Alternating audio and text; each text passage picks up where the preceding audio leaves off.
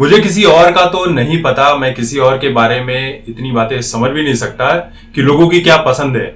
लेकिन मैं आज भी पुरानी फिल्में देखता हूं जो ब्लैक एंड व्हाइट में है, 1930s, 1940s, 60s की। इन सारी फिल्मों को देखकर जो सुकून मिलता है वो सुकून कहीं आपको और मिल ही नहीं सकता। ये बातें भी सिर्फ वही समझ सकता है जो उस दौर के सिनेमा को समझता है, क्योंकि आज के सिनेमा में वो बात रह ही नहीं गई है। आजकल की फिल्मों में भी जो गिने चुने सिंगर्स हैं उन्हीं के गानों को सुनता हूं। बाकी काम करने के दौरान पर जब मैं राइटिंग का भी काम करता हूं उस दौरान भी मैं पुरानी फिल्मों के गाने, भजन, इन सभी को लगाकर सुनता हूं। कहानी इसलिए आपको बता रहा हूं क्योंकि उस दौर के और आज के दौर में भी मशहूर मोहम्मद रफी साहब कितने महान सिंगर, कितनी महान शख्सियत थी, ये बताने की जरूरत नहीं है।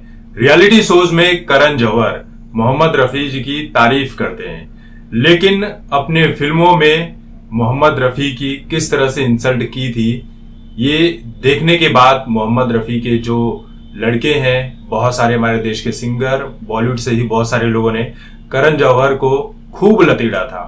फिल्म ए दिल है मुश्किल में करण जौहर ने मोहम्मद रफी साहब का मजाक बनाया था, और इतने बड़े महान शख्सियत का मजाक उड़ाना करण जैसे इंसान को शोभा नहीं देता है।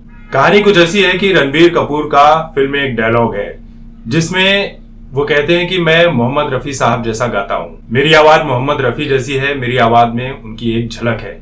जिस पर अनुष्का शर्मा कहती है लेकिन मोहम्मद रफी तो रोते थे, वो गाते कहां थे। अब सोचिए इस एक सिंगल डायलॉग में कितनी बड़ी इंसल्ट की गई है इस फिल्म में।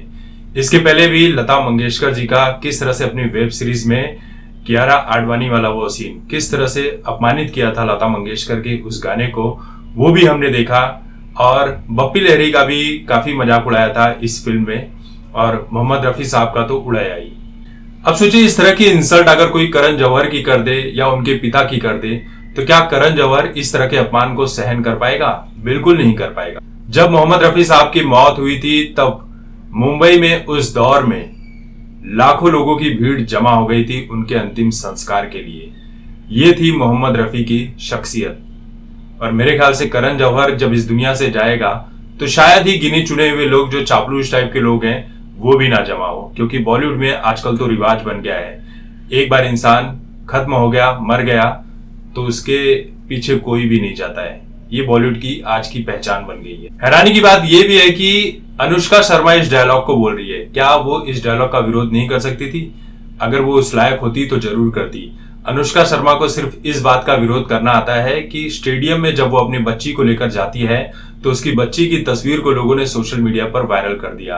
अब खचाखच भरे स्टेडियम में बच्ची की तस्वीर वायरल नहीं होगी तो क्या होगी? इतना ही था तो लेकर नहीं जाती। लेकिन यही अनुष्का शर्मा है, अपनी वेब सीरीज में हिंदू धर्म को भी लेकर कई आपत्तिजनक चीजें दिखाती हुई पाई गई थी। मोहम्मद रफी साहब पर किताब अगर लिखने जाए तो किताबों में शब्द कम पड़ जाएंगे, लेकिन किताब पूरी नहीं होगी। ऐसी महान शख्सियत थी। जितने बेहतरीन सिंगर थे उतने ही अच्छे इंसान। वो कहते हैं कि जो इंसान जितना मीठा गाता है वो इंसान दिल का उतना ही अच्छा होता है, और ऐसी ही कुछ पहचान मोहम्मद रफी जी की भी थी। आज हर बात में हमारे देश में हिंदू मुस्लिम होने लगा है। आप बातें कुछ कहते हो, न्यूज के रूप में दिखाते हो, लेकिन उसमें भी हिंदू मुस्लिम डाल दिया जाता है। लेकिन उस दौर में मोहम्मद रफी साहब हिंदू धर्म से रिलेटेड जो भजन थे, गाने थे, उन सभी को वो गाते हुए नजर आए थे। वैसे मोहम्मद रफी साहब का मजाक बनाकर करण जौहर ने उनका मजाक नहीं बनाया, ये खुद अपनी औकात दिखा गए कि वो क्या है।